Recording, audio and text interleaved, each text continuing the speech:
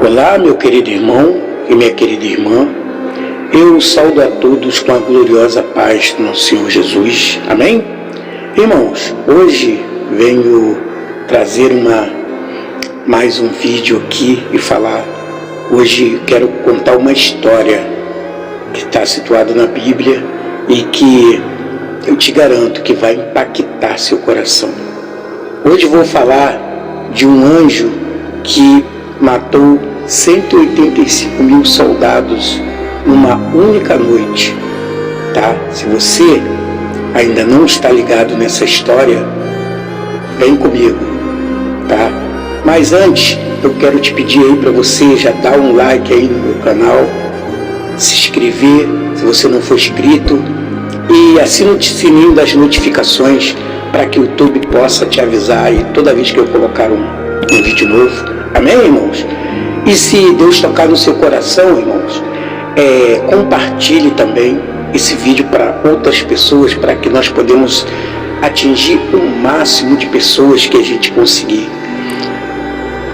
Seja você também um mediador da palavra do Senhor. Amém?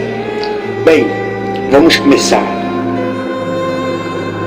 O sol se punha por trás das muralhas de Jerusalém, tingindo o céu com tons de sangue. A cidade estava cercada do lado de fora pelo exército inimigo, o exército assírio, e ele se espalhava como um mar de ferro e arrogância. Era o Império Assírio, a força mais temida do seu tempo. Suas campanhas militares haviam transformado nações em ruínas.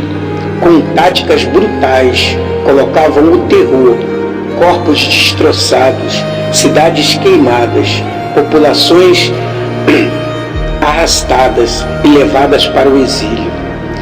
Nada resistia à sua investida. Liderando essa máquina de guerra estava o rei Senaqueribe. Seu nome ecoava como um trovão entre os povos. Naquele ano, aproximadamente no ano de 701 a.C., ele marchou contra Judá com 185 mil homens, que cercaram a cidade de Jerusalém como um predador que já saboreava a vitória antecipada. Dentro da cidade, o rei Ezequias contemplava o horizonte. Não havia para onde correr, não havia para onde se esconder, não havia para onde ir, não havia como fugir. O povo estava aterrorizado, os mantimentos acabavam, os anciões murmuravam, os guerreiros que deveriam inspirar confiança estavam pálidos e amedrontados. As mães fechavam as janelas tentando abafar o barulho dos tambores inimigos do lado de fora da cidade. O rei Senaqueribe não apenas sitiava a cidade, ele provocava o verdadeiro Deus do céu, o Deus de Israel. Ele mandou mensageiros com uma carta de afronta e desrespeito direto ao Deus de Israel. As palavras eram um veneno calculado que diziam: assim como destruímos os deuses de outras nações, o seu Deus também será derrotado. Jerusalém também será como as outras nações, reduzidas a pó. Queridos, a blasfêmia foi pública. Na Bíblia, no livro de 2 Reis, capítulo 18, versículo 28 a 35, diz: o Rabsaque, porta-voz do rei assírio, gritava em hebraico para que o povo todo nos muros ouvissem: acaso os deuses de Ramate e Arpade livraram suas terras das minhas mãos? E por que o seu Deus pode livrar sua desgraça das minhas mãos? Irmãos, aquilo era mais que uma ameaça, era um desafio a Jeová Deus, o Deus de Israel. O exército assírio não queria apenas vencer militarmente, queria provar que o Deus de Israel era impotente e nada poderia fazer contra eles. No alto das muralhas, os soldados hebreus estavam em silêncio. Sentiam não apenas o medo do massacre iminente, mas a dúvida: será que Deus os havia abandonado?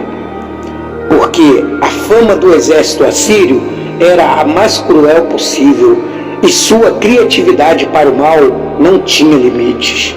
Jerusalém estava aparentemente sozinha, mas o verdadeiro movimento, queridos, não começou com um exército. Começou com um coração quebrantado. Enquanto as muralhas estavam sitiadas do lado de fora, algo diferente acontecia por dentro. Não se ouvia planos de guerra, nem estratégias militares e nem gritos se preparando para a batalha. Ouvia-se apenas um silêncio sagrado. O rei Ezequias não levantou espadas nem escudos. Ele subiu ao templo, não foi lá como um rei, mas sim como um servo. Levava nas mãos a carta de Senaqueribe, no coração o peso da fé posta à prova. E ali, diante do Senhor, seu clamor subiu ao céu. E foi essa a resposta. Não foi por forças de armas ou quantidade numérica de soldados, mas a humildade diante de Jeová Deus. O rei Ezequias, ele tinha 25 anos quando assumiu o trono do reino de Judá, no ano de 715 a.C., após a morte do seu pai. Ele se destacou por seu compromisso profundo com o Deus de Israel. Desde os primeiros dias do seu reinado, ele revelou uma devoção inabalável ao Senhor Jeová. Sua primeira grande façanha foi uma campanha enérgica para a purificação do templo do Senhor Jeová em Jerusalém. Consciente da importância desse lugar sagrado, ele começou uma missão de remover qualquer vestígio de idolatria que havia se infiltrado nos recintos do templo. Os altares dedicados aos deuses pagãos foram demolidos e os ídolos que haviam desviado o coração do povo foram destruídos.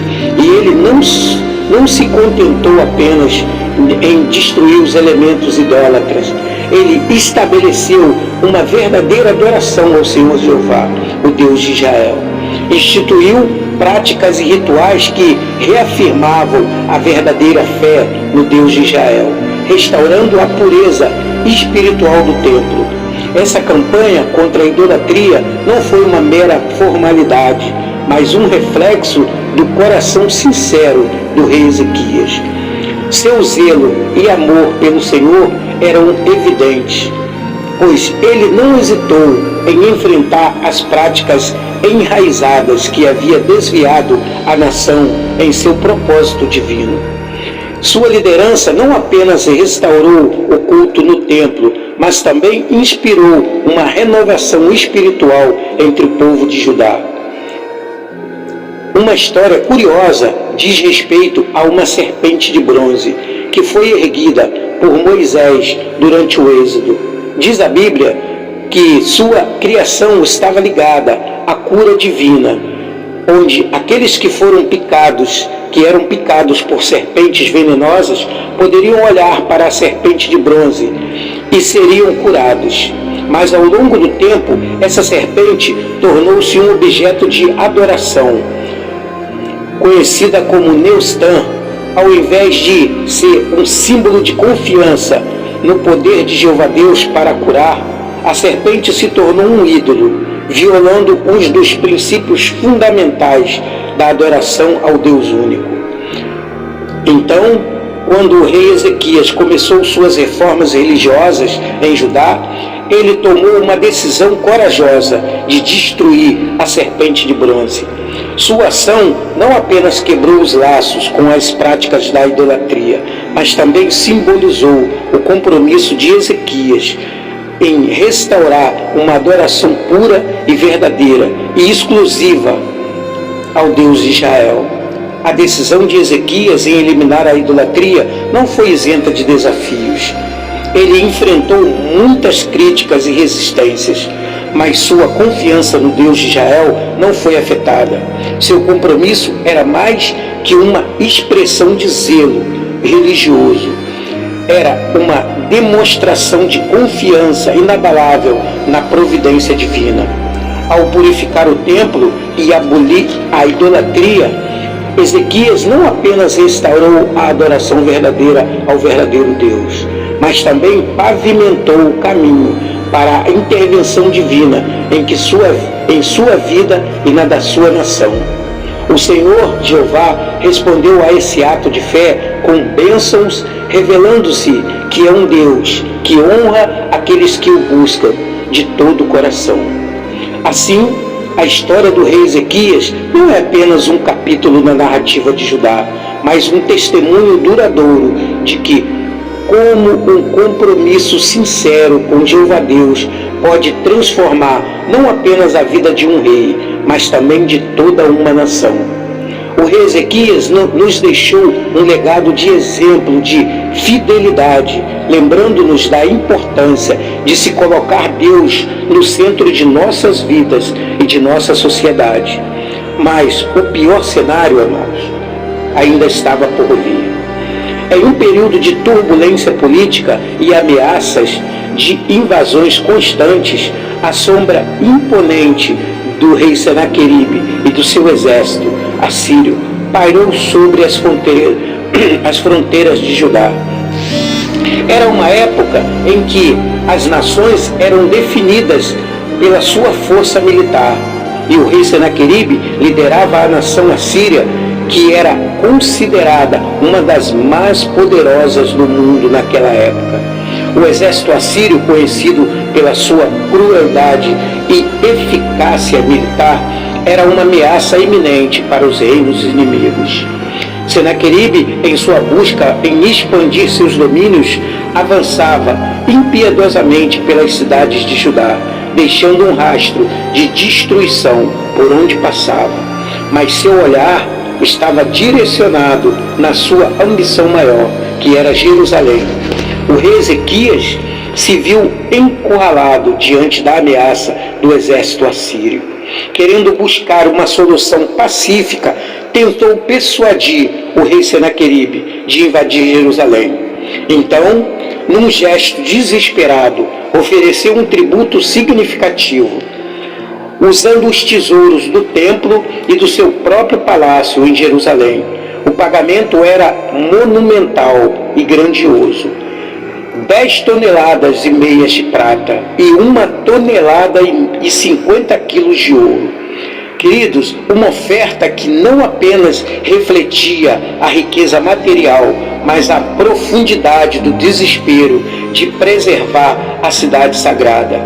O rei Ezequias, na sua busca pela paz, estava disposto a sacrificar tesouros inestimáveis para a nação e proteger seu reino e a sua nação. Mas a resposta de Senaqueribe revelou a arrogância típica dos conquistadores daquela época. Desprezando a oferta, o rei assírio não só desprezou, como desafiou abertamente ao rei Ezequias, como também ofendeu o Deus de Israel, o Senhor Jeová.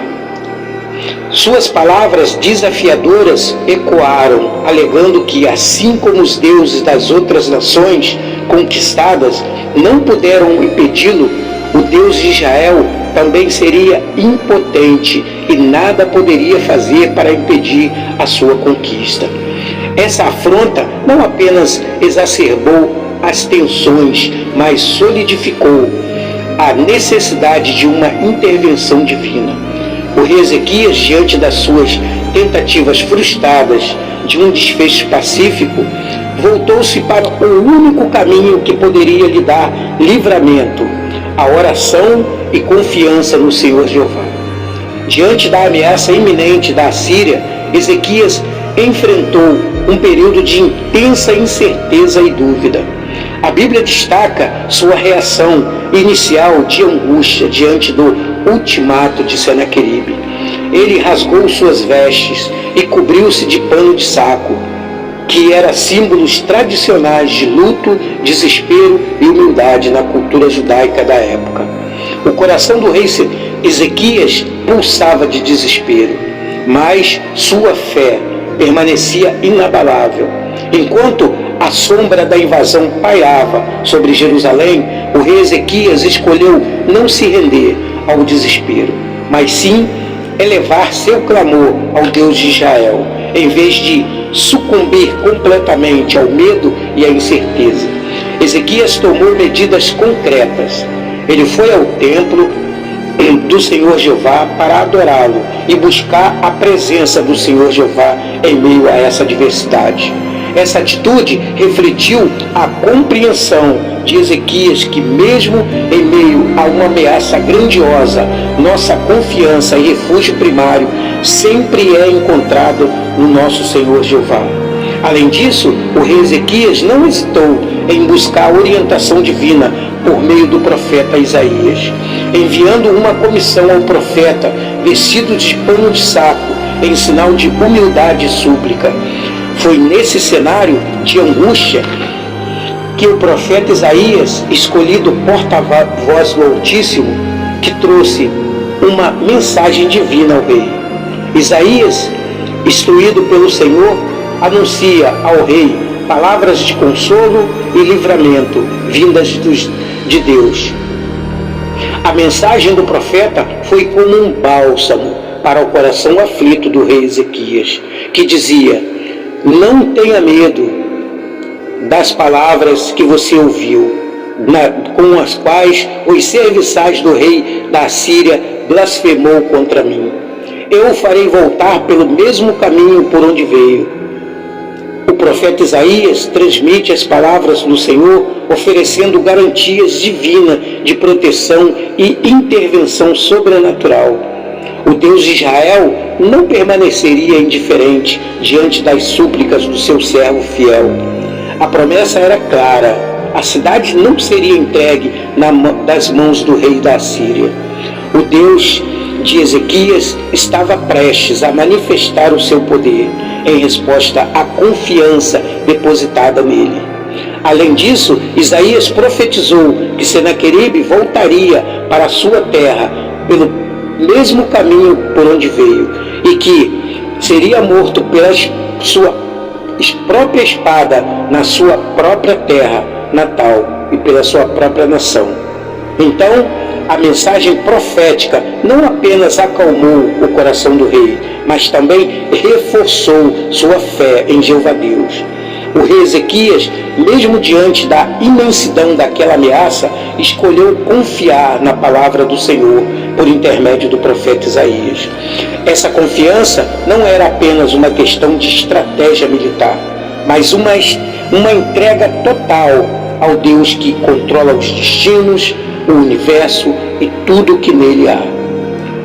No dia seguinte, o cenário era sombrio. As muralhas de Jerusalém testemunhavam a sombra crescente do exército assírio, liderado por Senaqueribe. Mas, enquanto a cidade estava prestes a enfrentar sua mais terrível provação, um capítulo celestial e sobrenatural estava prestes a acontecer. Na escuridão da noite, quando o silêncio era apenas interrompido pelo murmúrio distante do acampamento assírio, uma intervenção divina estava em curso. O Senhor Jeová enviou o seu anjo em uma figura celestial, envolta em luz e poder, para enfrentar o exército que ameaçava o seu povo escolhido. O anjo emissário do Todo-Poderoso pairou sobre o acampamento assírio, como uma sentinela divina.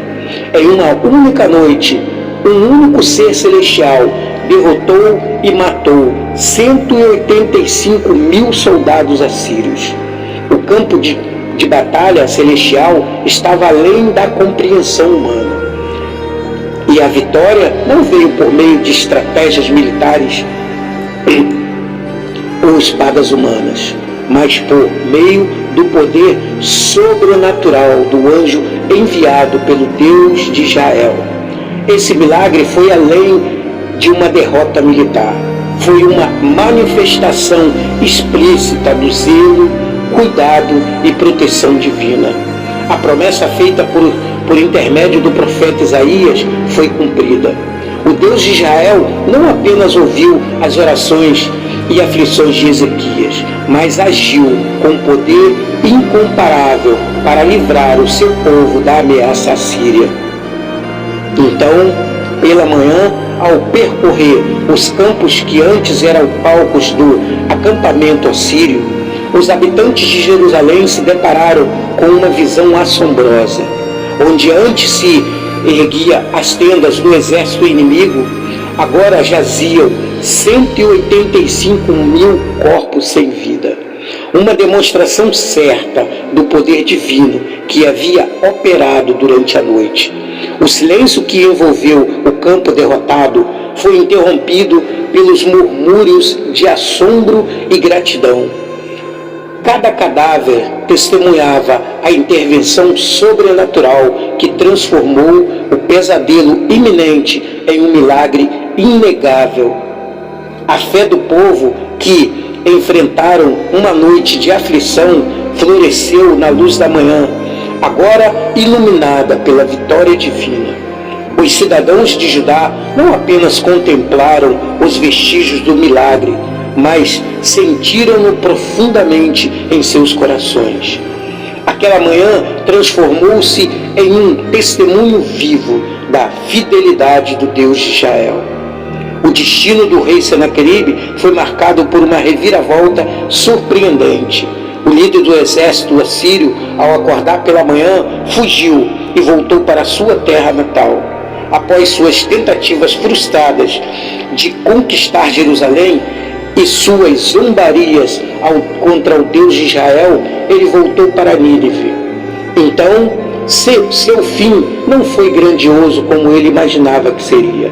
Enquanto adorava em seu próprio templo, na sua cidade, ele foi assassinado pelos seus próprios filhos, Adrameleque e Sarezer. Os detalhes precisos desse evento não são totalmente claros na narrativa bíblica, mas esse evento chocante só demonstra que a arrogância e a descrença diante de Deus não ficam impunes. A justiça divina, de maneira inesperada, alcançou Senaqueribe, destacando que ninguém, nem um rei, por mais poderoso que seja, pode escapar do controle soberano de Jeová Deus, o dono da vida e da morte.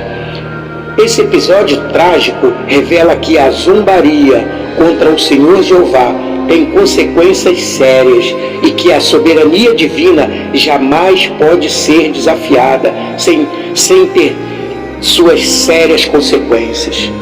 E quanto ao rei Ezequias, após a impressionante vitória sobre o rei Senaqueribe e o extermínio do exército assírio, ele depois enfrentou uma doença grave.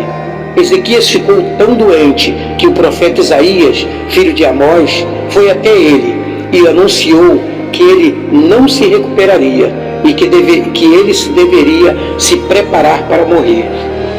Ezequias, diante dessa notícia, mais uma vez se humilhou ao Senhor Jeová em oração e súplicas e lembrou a Jeová sobre sua devoção, integridade e serviço a ele. Em lágrimas, ele suplicou ao Senhor para lembrar-se dele e reconsiderar sua situação. Jeová, em resposta à sua sincera oração, enviou Isaías de volta para dizer que tinha ouvido suas súplicas e decidiu curá-lo e ainda acrescentar mais 15 anos na sua vida. Essa extensão de tempo foi uma resposta à oração fervorosa do rei Ezequias. Querido irmão e minha querida irmã, analisando essa magnífica história, meus amados, podemos destacar não apenas o poder curador do Senhor Jeová, mas também sua disposição de ouvir e responder às orações dos seus servos fiéis e daqueles que seriamente o buscam. Jesus Cristo disse que tudo que pedirmos ao Pai em seu nome, Ele nos atenderia, irmãos. Então, meus irmãos, você que sente necessidade em ter um compromisso real com a palavra do Senhor, compromisso real com Jeová Deus e Jesus Cristo, e sente no seu coração que quer entregar a sua vida ao Senhor Jeová, aceite Jesus Cristo como Senhor e Salvador da sua vida. Aonde você estiver, você eleve seu pensamento a Deus e entregue e diga no seu coração: eu aceito Jesus Cristo como Senhor e Salvador da minha vida. E deixe que Jesus Cristo seja o governador da sua vida será transformada e nova criatura você será, e tudo se fará novo. Tudo que você estiver fazendo, suas práticas erradas, abandone as suas práticas erradas e siga a palavra do Senhor. Porque não se iluda, meu querido, Jeová só tem compromisso com aquele que tem compromisso com Ele. Amém? Meus queridos irmãos e minha querida irmã, vamos fazer uma oração para nos achegar diante na presença do nosso Pai Celestial. Vamos unir a nossa fé e fazer essa oração. Vamos orar a oração que Jesus Cristo nos ensinou, a oração do Pai Nosso. Pai nosso que estás no céu, santificado seja o vosso nome, venha a nós o vosso reino, seja feita a vossa vontade, assim na terra como no céu. O pão nosso de cada dia nos dai hoje, perdoai as nossas ofensas, assim como nós perdoamos aqueles que nos têm ofendido. Não nos deixe cair em tentação, Senhor, livra-nos de todo o mal. Eu sei que foi ontem, é hoje, será para todo sempre, pois Tu és digno de toda a honra e toda a glória, porque Teu é o reino, o poder e a glória para todo o sempre. Pai amado, Pai querido, mais uma vez queremos chegar mediante a Ti com essa oração e quero Te pedir, Pai, para visitar esse irmão e essa irmã que está orando comigo agora, Senhor Jeová, que quer realmente ter um compromisso real com a Sua palavra, Pai. Dê a eles sabedoria e discernimento para fazer aquilo que é certo, Senhor. Pai amado, Pai querido, nós não podemos obrigar ninguém a Te seguir, podemos apenas mostrar o caminho. E esse caminho é da verdade, porque a verdade é libertadora.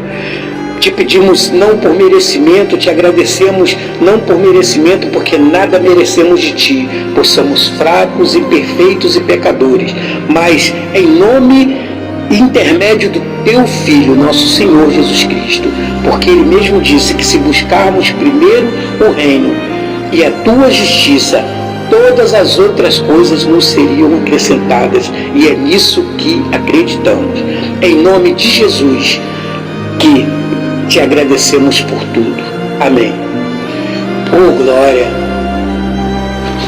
Meu irmão, meu querido irmão, minha querida irmã, eu espero que essas palavras, amado, deixem uma transformação em você, que você reflita em tudo que foi pregado aqui, que sirva e que essas palavras sirvam de exemplo para você tomar realmente uma decisão na sua vida e botar Deus em primeiro lugar na sua vida. Eu espero que você tenha uma manhã, uma tarde, uma noite, uma madrugada, dependendo da hora que você estiver assistindo esse vídeo, abençoada em nome do nosso Senhor Jesus Cristo. Eu sou o missionário João Carlos e até o próximo vídeo.